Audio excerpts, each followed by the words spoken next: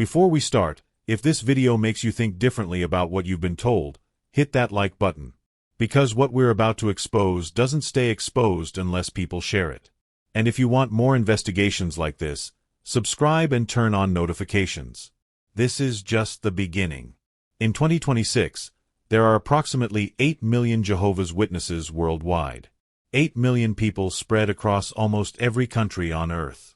And every single one of them is hearing the same message, reading the same counsel, absorbing the same instructions. Keep life simple. Avoid materialism. Don't chase careers. Don't pursue higher education because the end is so close. Work part-time if you can so you have more time to pioneer. Don't plan too much for retirement because this system won't last that long. Trust that Jehovah will provide for your needs. And above all, keep supporting the worldwide work with your donations. And millions of people follow this counsel. They really do. They structure their entire lives around it. They make decisions about education, career, family, money, all based on what the organization tells them is spiritually mature. The results are measurable. According to Pew Research data, Jehovah's Witnesses have the lowest rate of college education among all major religious groups in America. 7%. Just 7% have a college degree. The national average? 30%. That's more than 4 times higher. And it's not just education. Pew Research also found that witnesses rank 3rd highest in poverty rates among major religious groups. 3rd highest. Think about what that means. Following organizational counsel correlates directly with economic vulnerability.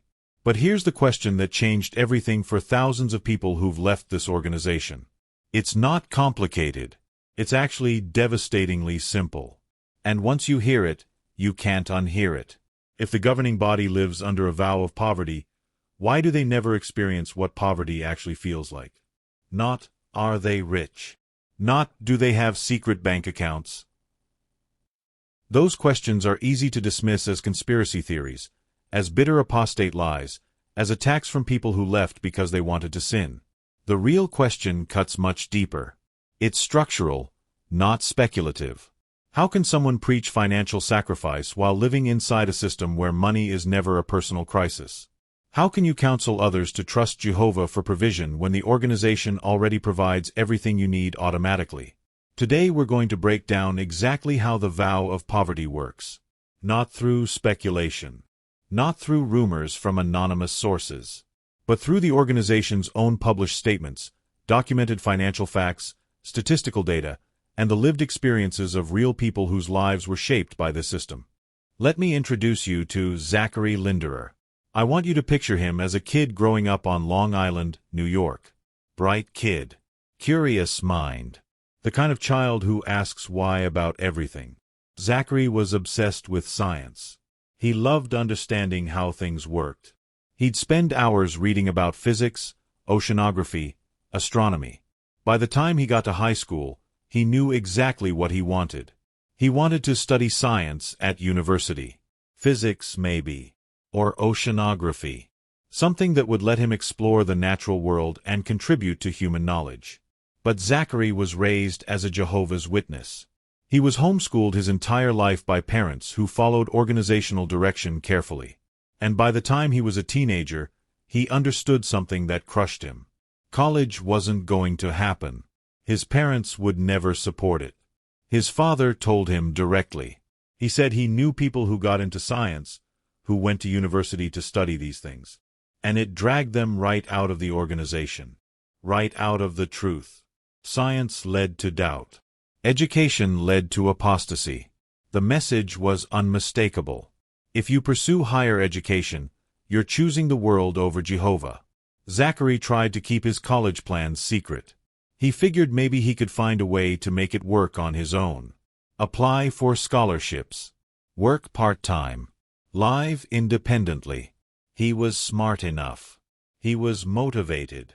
But he needed to keep it quiet until he had a real plan. But word got back to his family. Someone overheard him talking to friends about his plans. And here's what happened next. His dad and uncles sat him down. And they made fun of him. They mocked his ambition. They ridiculed the idea that he thought he was smart enough, special enough, to pursue science. They told him he was being spiritually dangerous, that he was putting his relationship with Jehovah at risk, that he was letting pride take over his thinking. And without family support, without anyone to co-sign loans or help with applications or provide housing, Zachary knew he couldn't do it alone. The dream died right there in that conversation. So with only a few credits left before high school graduation, he dropped out. Completely. He didn't even finish high school. Because what was the point of a diploma if college wasn't an option? What was the point of graduating if his future was going to be part-time work and pioneering anyway? He eventually found work and got certified as an electrician. And honestly, he's one of the lucky ones. At least he found a trade that pays reasonably well. At least he has some skill he can market. But listen to how he describes what happened to him. He says he feels robbed. Robbed of something fundamental. Robbed of potential. Robbed of a future that should have been his. And according to NPR's investigation, they interviewed over 100 former Jehovah's Witnesses about their educational experiences. And almost all of them, almost every single one, used that same word. Robbed. They feel like something was stolen from them. Dreams. Opportunities. Futures. All taken by an organization that convinced them education was spiritually dangerous.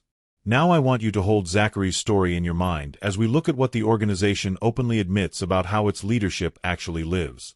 Go to jw.org right now. Pull up their FAQ page about Bethel life. It's public information. They're not hiding this. And here's what they say. Bethel workers do not receive a salary.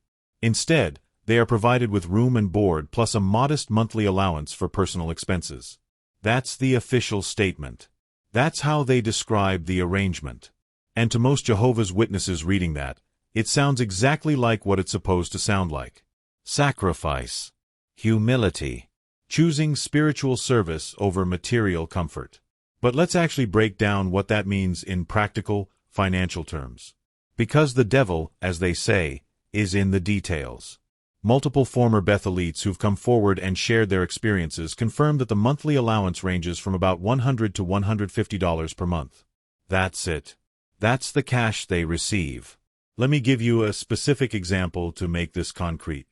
In the 1990s in Australia, the average weekly wage was around $800. A Bethelite in Australia during that same period received about $20 per week. $20. Do the math. That's roughly 5% of what a normal worker was earning. 5%. But it gets even more stark. One former Bethelite described it this way. He said his Bethel pay per month equaled what he earned per hour doing normal work on the outside. Think about that. 1 month of full-time Bethel service equals 1 hour of regular employment. 1 month equals 1 hour. Now, the organization would say that's exactly the point. That's the vow of poverty. That's what sacrifice looks like. You're not there for money. You're there for spiritual service. But here's the critical detail that everyone misses. That small cash amount isn't actually the full picture of their financial reality. Because Bethelites have almost no expenses. Their housing is completely covered. They live in dormitory-style rooms at the facility. They don't pay rent. They don't worry about lease agreements or security deposits or getting evicted if they can't make payment. Their meals are prepared for them. Breakfast, lunch, dinner. Professional kitchen staff. They walk into a dining room and food is there. They don't grocery shop. They don't meal plan. They don't worry about food costs. Their medical care is handled through organizational systems. They have access to doctors, dentists, medical facilities all arranged and paid for by the organization. Their laundry is done for them. According to Warwick's own documentation, their laundry department processes over 11,000 pounds of clothing and linens every single week using industrial equipment and barcode tracking systems. Haircuts, dental work, shoe repair, even appliance maintenance, all available without charge for labor according to the organization's own publications. So yes, they receive almost no cash. But they also face almost no financial pressure. The things that absolutely destroy normal people, the things that create poverty and desperation, rent, food, healthcare, those are completely eliminated by institutional design. And this is the foundation of everything we're about to discuss. Because once you truly understand this model, you realize something profound. A vow of poverty can be presented publicly as sacrifice while functioning privately as comprehensive financial protection. The optics say one thing. The reality is something entirely different. Warwick, where billions bought comfort. Now let's talk about where the governing body actually lives and works. Because this isn't abstract theology about spiritual principles. This is concrete infrastructure. This is steel and glass and landscaping and technology. In February 2009, the Watchtower Society purchased 253 acres of land in Warwick, New York. They paid $11.5 million. The property had been vacant for decades. It was previously owned by International Nickel Company, then briefly by King's College, who wanted to turn it into a campus but never followed through. So the witnesses bought this massive piece of land, and in 2013 they began construction. And here's where the scale becomes almost unbelievable.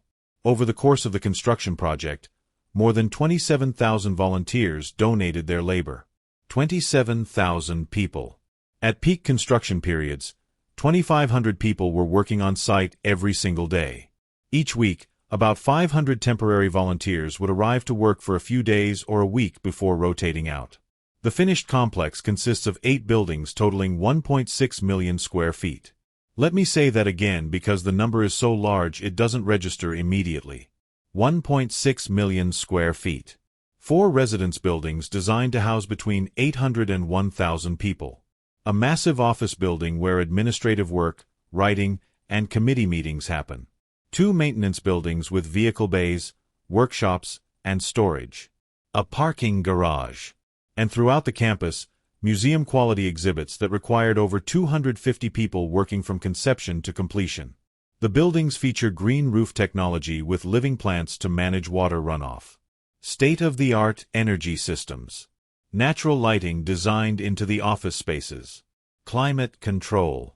Advanced audio-visual equipment for broadcasting. Professional studios for JW Broadcasting Productions. Now, how did they pay for all this? They sold their Brooklyn properties. And the numbers are staggering. One building alone, 124 Columbia Heights, the building that had been their headquarters since 1909, sold in May 2016 for $105 million. $105 million. For a single building. Another set of properties, 5 adjoining buildings totaling about 700,000 square feet, went for $375 million. In total, the Brooklyn real estate portfolio was valued conservatively at somewhere between $1 and $2 billion. The organization made over $1 billion selling properties that had been donated to them over decades, and they used that money to build Warwick. Let me put the scale of Warwick operations in perspective with just one detail. The laundry system. Every single week, the Warwick Laundry Department processes over 11,000 pounds of clothing and linens. Everything is tagged with barcodes. The barcodes are scanned at multiple points in the process to track items, ensure proper handling, deliver everything to the correct department or room. This is industrial-scale infrastructure. They have mechanics maintaining boom lifts and specialized equipment. They have carpenters, electricians, plumbers all on staff. They have museum curators. They have IT specialists managing servers and networks. They have broadcast professionals operating cameras and editing equipment. This is not a humble commune where everyone shares equally in simple living. This is a world-class corporate headquarters that would make most Fortune 500 companies jealous. And every single governing body member lives there. They have the same basic arrangement as other Bethelites. No salary. Room and board provided. Monthly allowance. But they're living in the newest, most advanced, highest-tier version of that system. The best facilities. The most sophisticated infrastructure. The most comfortable environment that over $1 billion in real estate sales could create. Now here's where the vow of poverty narrative doesn't just crack. It shatters completely.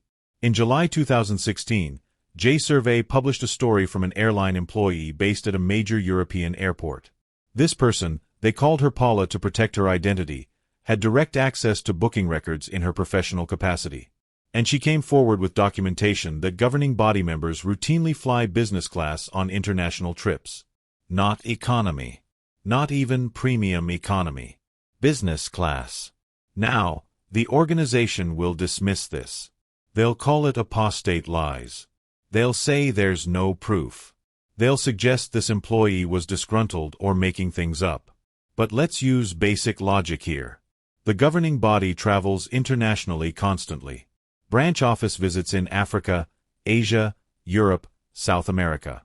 International conventions. Zone overseer meetings. Annual gatherings. They're booking flights through the organization's travel department using donated funds. And we're supposed to believe these men, who are in their 60s, 70s, 80s, are cramming themselves into economy seats for 12 to 16-hour flights? Really? Business class tickets on long-haul international routes cost anywhere from $4,000 to $8,000 more than economy tickets. Some routes, the difference is even higher, $10,000 or $12,000. And these men travel constantly. Dozens of trips per year. The math is simple. If you're flying business class internationally even 10 times a year, that's an extra $40,000 to $80,000 in travel costs. Per person. But here's what makes this absolutely all in devastating. favor, please They're not raise your spending hands. their own money. They can't. They have no money. Thank you. They Those took a vow of opposed? poverty, remember? They don't have personal bank accounts. They don't have credit cards in their own names. So when they book that business class ticket, when they stay at hotels during international conventions, when they eat at restaurants, when they need ground transportation, all of it is paid by the organization. Which means all of it is paid by donations. Let me make this concrete. Picture a single mother in the congregation. She's working part-time at minimum wage so she can pioneer. She's struggling to pay rent.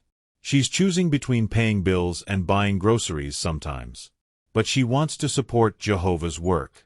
So she puts $50 in the contribution box. $50 she genuinely cannot afford. That $50, combined with thousands of other small donations from people just like her, pays for a governing body member to recline in a lie-flat business class seat on a flight to Africa, being served gourmet meals and champagne at 35,000 feet. That is not poverty. That is not sacrifice. That is privilege subsidized by the financially vulnerable. Now let me tell you about Gina. Her story comes from an academic study published in the National Institutes of Health examining what happens to people who leave Jehovah's Witnesses. Gina is 44 years old. She was disfellowshipped decades ago. And she's the only person in her entire family with a college degree and a full-time, well-paying career. So Gina supports her entire family. Her parents. Her siblings. All of them. She owns the property they live on. She pays the bills. She provides the financial foundation that keeps them alive. And here's the part that should make you furious. She lives on the same property as her believing family members. Same land.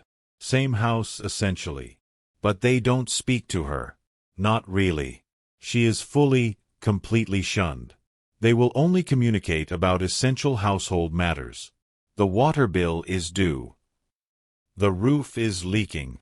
That's it. No conversation. No relationship.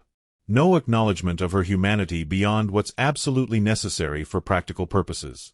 She has a college education that the organization told her not to get.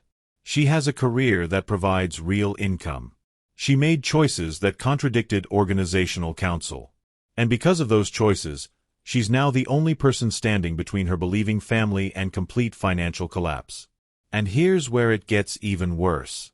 During the coronavirus pandemic, her family members quit their jobs. All of them. They stopped working entirely. Why? Because they were convinced Armageddon was coming. The pandemic was clearly a sign of the end. The Great Tribulation was starting. So why keep working? Why maintain employment? The end is here. So Gina, the apostate daughter they refused to speak to, the disfellowshipped family member they shun daily, now carries the complete financial burden for people who won't even acknowledge her existence. She works full-time. She pays all the bills. She provides housing, food, everything. And they sit in the other room believing she's going to be destroyed at Armageddon while simultaneously depending on her completely for survival. That's what following the governing body's counsel looks like in practice. Gina got an education despite the organization telling her it was spiritually dangerous. She built a career. She made responsible financial decisions. Her believing family followed the rules. They avoided higher education. They kept life simple. They trusted Jehovah would provide. They quit their jobs when they thought the end was near. And the result? The apostate is supporting everyone. The faithful are completely dependent on someone they believe is going to be destroyed by God. Or consider McGee. Her story was featured in NPR's investigation into how organizational policies on education affect people's lives. McGee wanted to be a nurse. Growing up, that was her dream. She was drawn to healthcare. She wanted to help people. She had the intelligence and the compassion that makes for excellent nurses. It should have been perfect. But McGee was raised as a Jehovah's Witness. And here's what she was taught, and I want you to hear this in her own words because the language is so revealing. I was taught very, very young to stop dreaming, to not have dreams. That you'll never be a famous person or a doctor or a nurse. It's not possible. Stop dreaming. Think about that phrase. Think about what it means to tell a child to stop dreaming. Think about the psychological violence embedded in that instruction. Dreams are what give children hope. Dreams are what motivate people to work hard, to push through obstacles, to build futures. And the organization systematically kills those dreams. Deliberately. As policy. McGee left the organization about a year ago with her family. They're doing better now financially than they were. But she says it's still far from what she had hoped for her life. Because with no parental support during her formative years, and with very little education because the organization discouraged it, becoming a nurse still doesn't feel possible. The gap between where she is and where she could have been is too large. The lost years can't be recovered. The foundation that should have been built in her teens and 20s doesn't exist. She's in her 40s now, trying to catch up, trying to build something, trying to recover from decades of being told her dreams were spiritually dangerous. And she struggles with that same feeling Zachary talked about. That sense of being robbed. Of having something fundamental stolen. Not money. Not property. Something deeper. Potential. Possibility. The future she should have had. NPR's investigation interviewed over 100 former Jehovah's Witnesses about their educational and financial experiences. And that word kept coming up. Robbed. Stolen. Taken. They feel like their lives were hijacked by an organization that convinced them sacrifice was spiritual when it was actually just exploitation. When Bethel throws you away. Now let me tell you what happens when you give your life to Bethel and then they decide they don't need you anymore. Over the past decade, the organization has dismissed thousands of Bethelites. Thousands. People who had been serving for 10, 20, 30 years. People who gave up everything, education, careers, families, to serve at headquarters. People who believed they were doing the most important work possible. And then one day they're called into an office and told their services are no longer needed. They're being reassigned to the field. Which is organizational language for, you're on your own. These people signed a vow of poverty. Which means they have no retirement savings. No pension. No 401k. Nothing. They spent decades living on a $100 monthly allowance while the organization covered their expenses. Now they're in their 50s, 60s, sometimes even older. And they're being sent out with no job, no skills that translate to the secular workplace, no savings, no health care, no support system. And here's the truly cruel part. The organization spins this as a positive. They put these people on stage at conventions to give testimonials about how happy they are to accept their new assignment. How blessed they feel to be pioneering in the field. How grateful they are for the privilege of having served at Bethel.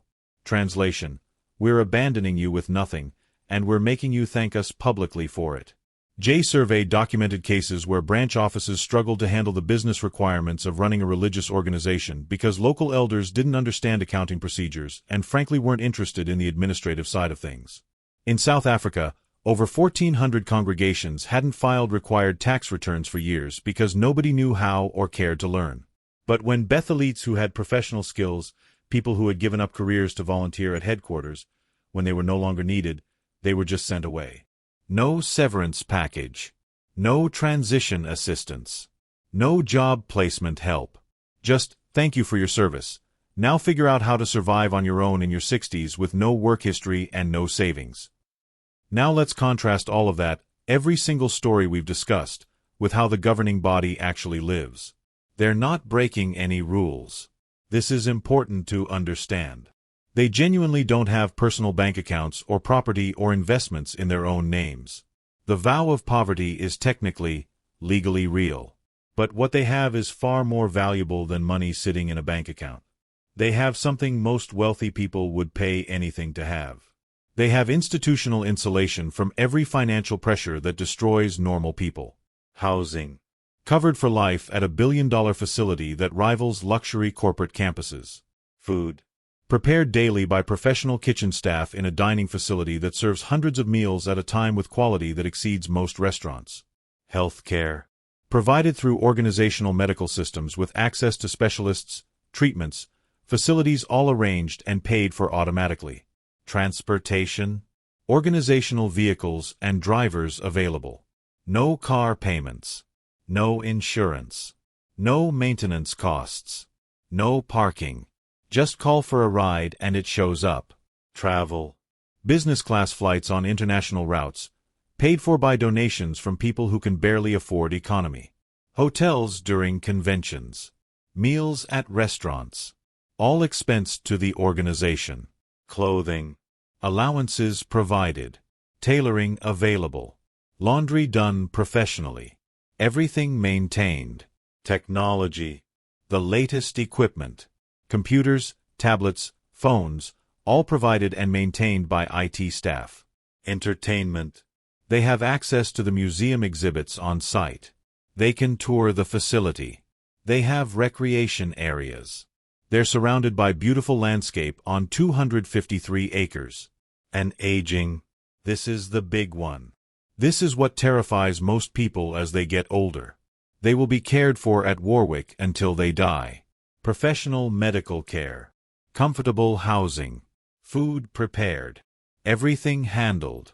They will never ever experience the terror of aging without resources. They never have to test the faith they preach. They never have to wonder if Jehovah will provide, because the organization already provides. Automatically. Permanently. Comprehensively. Lavishly. Meanwhile, Zachary dropped out of high school because his family destroyed his dream of studying science. McGee was taught as a child to stop dreaming entirely. Gina supports a family that shuns her because they quit their jobs waiting for Armageddon. Thousands of former Bethelites are in their 60s with no savings trying to figure out how to survive. Those are the people carrying the real weight. Those are the people gambling their futures on counsel that leadership never, ever has to test themselves. Those are the people experiencing actual poverty while being told it's spiritual. So why does this conversation matter more in 2026 than it did 10 or 20 years ago? One word. Visibility. Before JW Broadcasting launched, before the monthly updates, before convention talks got posted on YouTube and social media, the governing body was essentially invisible to most witnesses. They were names in magazines. They were signatures on letters.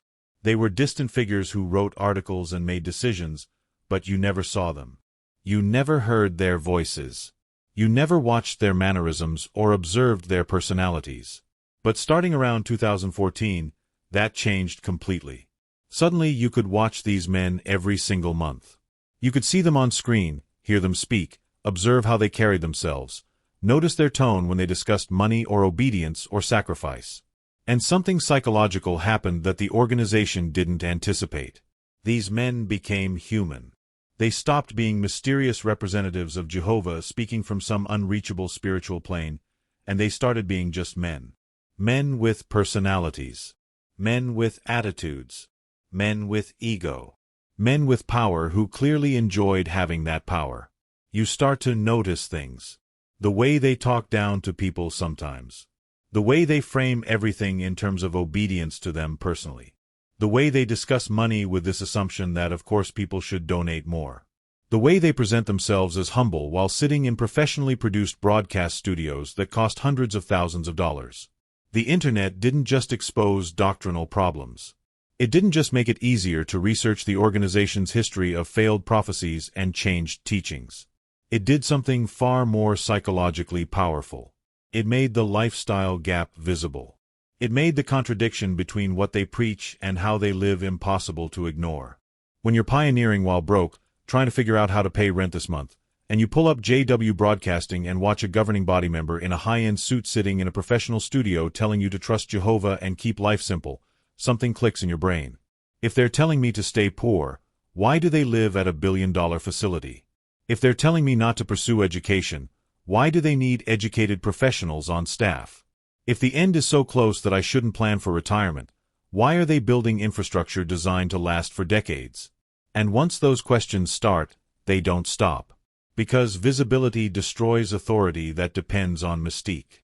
And the governing body's authority always depended on being distant, untouchable, mysterious. Now they're on your phone every month. And you can see exactly who they are. So let's come back to the title of this video. What is the hidden wealth of the governing body? And how does the vow of poverty really work in 2026? The hidden wealth is not money in a vault. It's not secret offshore accounts. It's not mansions hidden in other countries. Those would be too obvious, too easy to expose, too simple to defend against. The hidden wealth is a protected life. A life where financial vulnerability has been eliminated by institutional design. A life where every need is anticipated and met automatically. A life where the consequences that define poverty for everyone else simply do not exist. And the vow of poverty? It's absolutely real in a technical, legal sense. But it doesn't mean what people think it means. It doesn't mean sacrifice in any meaningful way. It means living inside the safest, most comprehensive, most comfortable financial ecosystem that over $1 billion in real estate sales could create, while using language that makes it sound like humble service. Because here's the thing nobody wants to say out loud. The moment you remove risk, you remove sacrifice. The moment you eliminate consequence, you eliminate the test. And the moment you build a system where every need is automatically met forever, you're not living in poverty. You're living in the most secure form of wealth that exists. Zachary wanted to study science. His father and uncles mocked him until he gave up and dropped out of high school. That's a real person carrying a real burden because his family believed the governing body's counsel about education. McGee wanted to be a nurse. She was taught as a child to stop dreaming. Now she's in her 40s trying to recover from decades of lost opportunity. That's a real person whose life was shaped by organizational policy. Gina got an education anyway, built a career anyway, and now she financially supports the entire family that shuns her daily because they followed the counsel and quit their jobs waiting for Armageddon. That's a real person living with an impossible burden. Thousands of Bethelites gave decades of their lives, signed vows of poverty, served faithfully, and then were dismissed with no savings, no health care, no retirement, told to pioneer and trust Jehovah. Those are real people in their 60s and 70s trying to survive. Those are the people carrying the weight. Those are the people experiencing actual poverty. Those are the people gambling their entire futures on counsel that the leadership never, ever has to test themselves. If this investigation opened your eyes to something you hadn't seen before, or if it confirmed something you've been feeling but couldn't quite articulate, do me a favor. Hit that like button. Not for me. For the algorithm. Because that's what helps other people find this content. People who are asking the same questions. People who need to see the data, not just hear the narrative. Subscribe to this channel if you haven't already, because we're just getting started with these investigations. If you want a part 2 where we break down the entire financial structure, where every dollar of those Brooklyn sales actually went, what the Warwick operating budget looks like, how the worldwide real estate empire actually functions, let me know in the comments. If you want an investigation into the child abuse lawsuits and how much the organization has paid in settlements and fines while telling members they need to donate more, say the word. If you want a deep dive into what happens to people psychologically when they leave this organization with no education, no career, no support system, no family because everyone shuns them, tell me. Here's my question for you, and I genuinely want answers in the comments. If a leader never faces the consequences of the lifestyle he imposes on others, is that spiritual authority? Or is that just power protecting itself? If you're still in the organization, if you're pioneering while struggling to make rent, if you skipped college because you were told it was spiritually dangerous, if you're watching JW Broadcasting and something feels wrong but you can't quite name what it is, maybe this is what you're feeling. The gap between their reality and yours. And if you've already left, if you're rebuilding your life after 10 or 20 or 40 years in the system, if you're dealing with the aftermath of decisions you made based on counsel that leadership never had to test themselves, please share your story in the comments. Because the more people speak up, the harder it becomes to hide the truth. The hidden wealth isn't hidden anymore. The vow of poverty has been exposed for what it actually is. We can all see it now. The question is, what are you going to do with what you know? Thanks for watching. I'll see you in the next investigation.